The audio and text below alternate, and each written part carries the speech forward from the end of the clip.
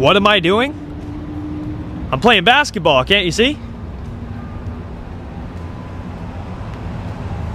Right?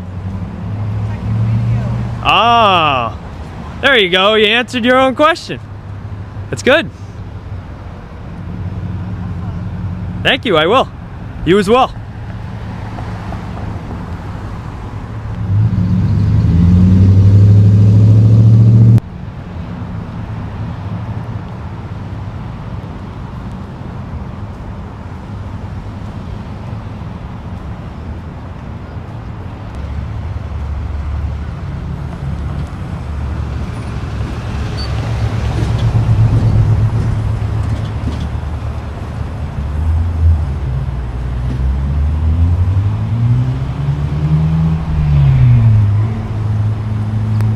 Alright, guys, right from the opening seconds, you can feel the tone, casual, almost playful, yet layered with underlying tension.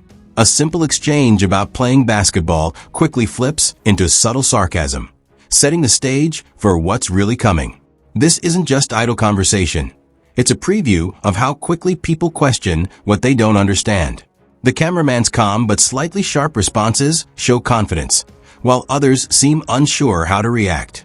It's a small moment, but it highlights a bigger truth. People often engage without fully thinking, and that's exactly where these encounters begin to escalate. Do you support the Constitution? Yeah, but why do you need to report me? You don't know me. Why do you think it only revolves around you? You just been here for the last 2 minutes. This has nothing to do with you. Okay, but why? I just told you why. Just to prove it. You have proof. No, not to prove it. I do it to see. Do you know what a stress test is? So I do it to see how people react and to see if the police know our rights as well as some of the citizens that walk around this great country with the rights that they have. They don't even know what they are. And they try to infringe on my rights when they believe that something is right or not right when they have no real basis of any facts on that. No, I know you have the right to do it. I just think it's shit to report people you don't know. Oh, well, I think it's shit to talk to strangers. Didn't your parents ever teach you that? I guess not. I don't think we're strangers at this point. You're reporting. Huh? I have no idea who you are. I still think you're a stranger. I think you're pretty strange too. All right. Well, you probably shouldn't be talking to strangers then.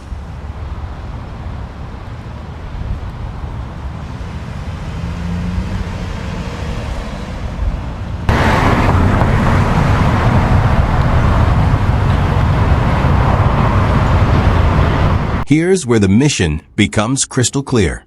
The cameraman lays out the purpose, testing the First Amendment in real-world conditions.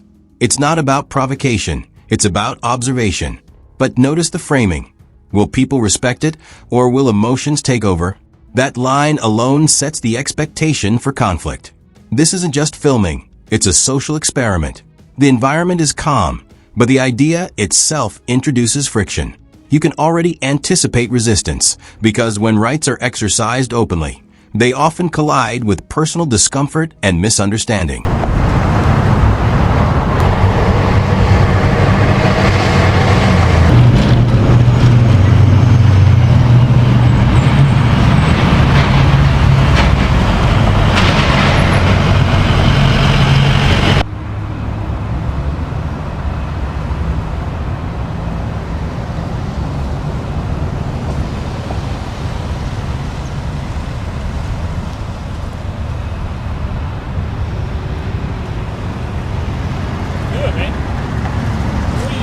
What am I doing? Yeah. Like, do you not know what I'm doing? Why are you filming people going to the bank? Because I'm stress testing our First Amendment right to the freedom of press in public. It's the same one that covers freedom of speech for you to walk up to random strangers and ask them questions.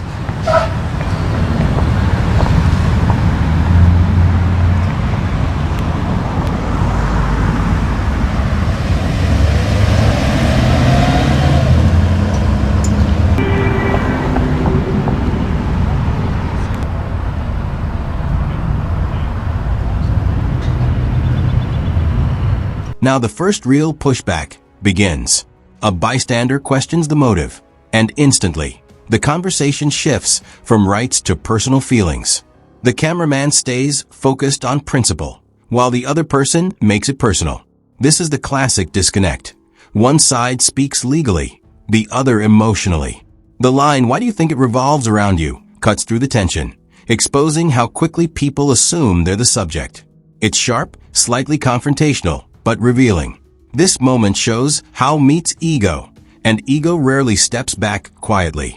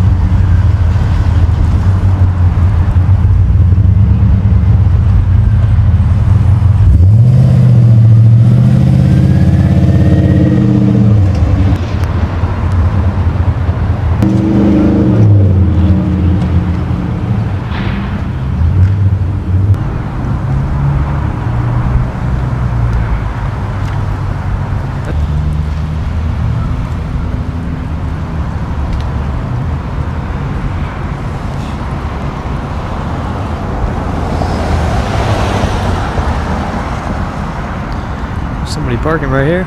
Oh, is this guy coming to talk to us? As the interaction continues, you can see curiosity turning into irritation. The explanation of a stress test is simple, yet it doesn't land. Why? Because understanding requires openness, and that's missing here. The cameraman explains calmly, but the audience within the scene isn't really listening. They're reacting. This part highlights a key issue. People challenge intent instead of legality. The tension isn't about what's allowed. It's about what feels uncomfortable. And when discomfort leads, logic usually takes a back seat. Oh, maybe like a bottle of water. I don't have a bottle. You don't have a bottle of water? Ah, that's all right then. No, thank you. Have a good one though.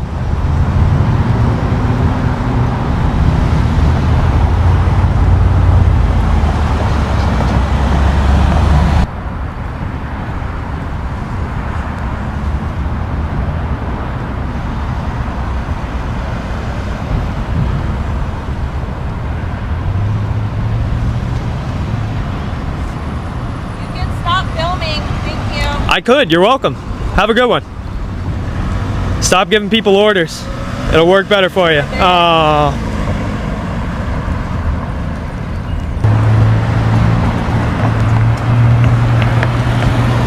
Have a good one.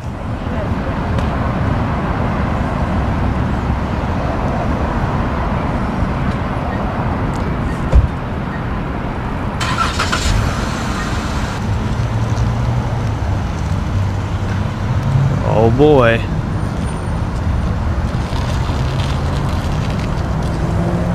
Another individual steps in, repeating the same question, "What are you doing?" It's almost symbolic. Different person, same confusion. The cameraman's answer remains consistent, grounded in rights. This repetition shows a pattern. Lack of awareness isn't isolated, it's widespread. The explanation about freedom of press being equal to freedom of speech is powerful, yet it doesn't fully resonate. People hear it, but they don't absorb it.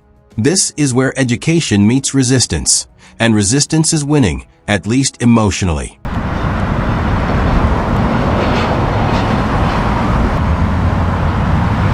So let's see what's going to happen here today.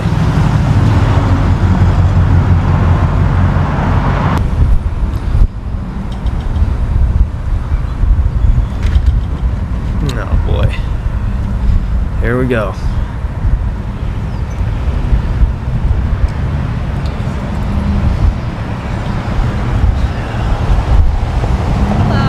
How's it going? Good, how are you? Not bad, not bad. You guys have body cams or no? Yeah, they're You do? both Sweet. recorded. Awesome. Can I get you guys' name and badge number? Yeah, my name's Uncle Pittman.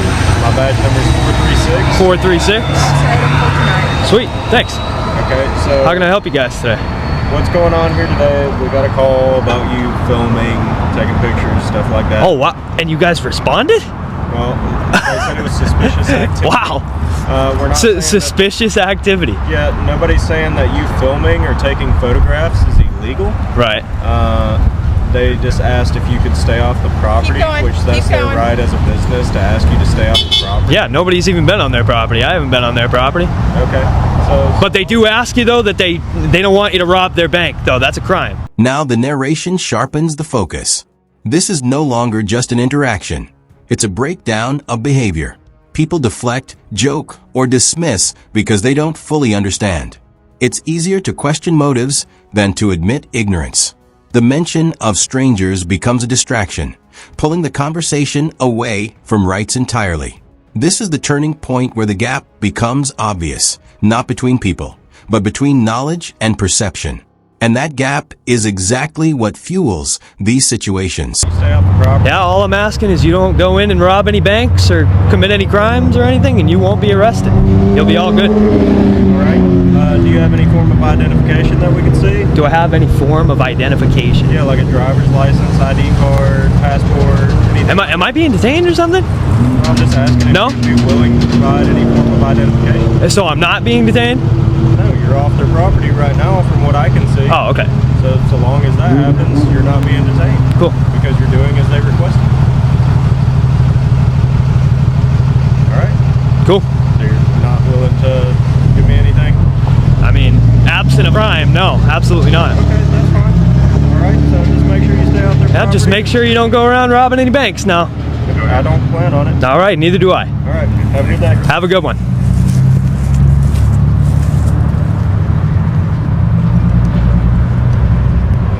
So is that a formal trespass, by the way? I'm sorry?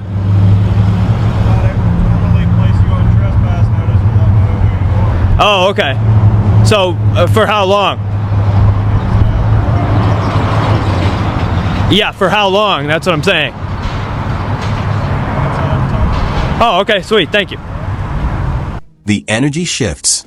The crowd grows quieter, but the tension increases. You can almost feel the anticipation. No direct confrontation, yet the atmosphere is heavier. This is the calm before escalation, the moment where people observe, judge, and prepare to act. The cameraman hasn't changed anything, yet the environment has changed around him. That contrast is powerful. It shows how perception alone can transform a neutral situation into something charged. Take it easy, man. Have a good one. And thanks for being semi-normal, too. These people, they called the cops because I have my phone out. Called the police because I'm taking a video. Well, Google goes up and down the road with their camera. Exactly.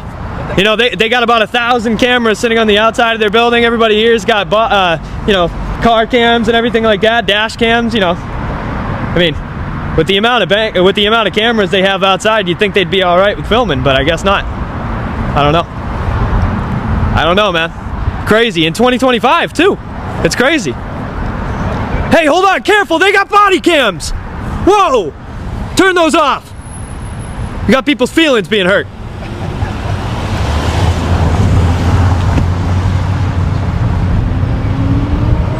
Yeah, buddy. What's going on, man? How we doing? I don't know. What's up? Nothing much. A bank robbery? A bank robbery? You think a bank robber would stand here with a camera? No, Dad. Oh, I think so. They commit robberies. A brief interaction brings temporary relief. Someone offers help, the cameraman responds politely, and for a moment, everything feels normal again. But then comes the command, stop filming. That single line flips the tone instantly. It's no longer a conversation, it's an attempt at control. The cameraman's response is subtle but firm, pushing back without escalating. This moment shows how quickly authority is assumed, even when it doesn't exist. They'll come out and offer you help, and then they'll call the police on you. Be careful. Right? Am I right?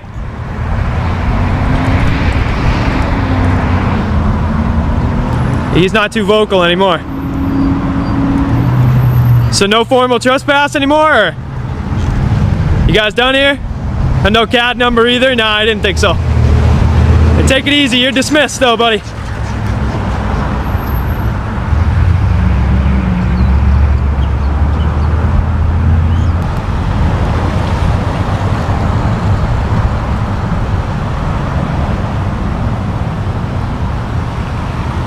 And away they go.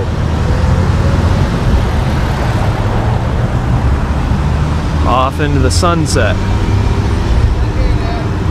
Hey, you too, man. Take it easy. I guess I figured you ain't gonna rob the bank. No, not with a phone. Definitely not.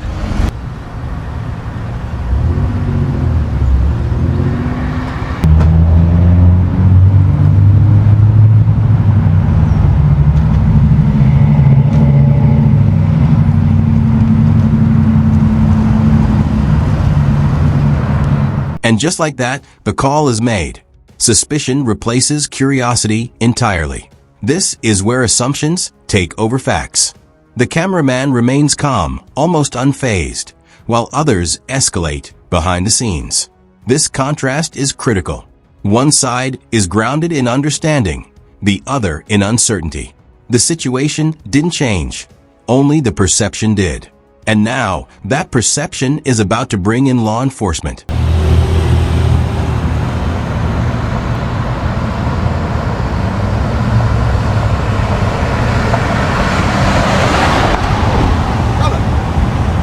Public auditing? Yes, sir. Excellent. Keep up the good work. Look it up. FAPA. You'll find it. Got it, brother. Have a good one.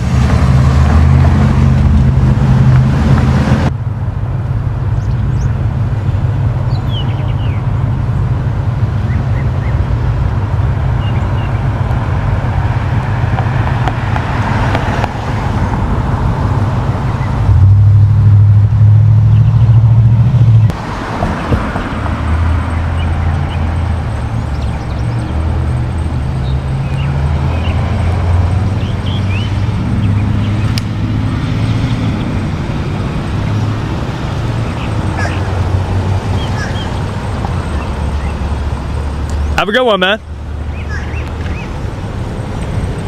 And a bunch of nice people in Simpsonville here today.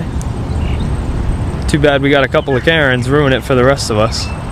Police arrive, and the dynamic shifts immediately. Professional tone, structured questions, and controlled presence. This is where things could go either way. The officers acknowledge a key point. Filming is not illegal. That statement alone diffuses a lot of tension. It's a moment of clarity in an otherwise confused situation. However, they still try to balance public concern with legal boundaries, walking a fine line between authority and rights. What's up, man? Why you feeling big? I'm out here stress testing our First Amendment right to the freedom of press in public. It's the same one that gives you the right to ask random strangers questions. Well, you infringing on my rights, too, aren't you? No, not in public, I'm not.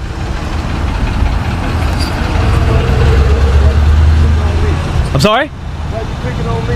How was I picking on you? I just told you to have a good day and you waved at me and smiled at me. What was wrong? Yeah, you do. Yeah, you do. It's in the Constitution. It's the First Amendment, buddy. Now comes the critical moment. Request for identification. The cameraman asks the right question. Am I being detained? That question changes everything. It forces the interaction back into legal territory. The officers confirm he's not detained. And just like that, the request loses its weight. This is a textbook example of knowing your rights. Calm, respectful, but firm. No escalation, just clarity.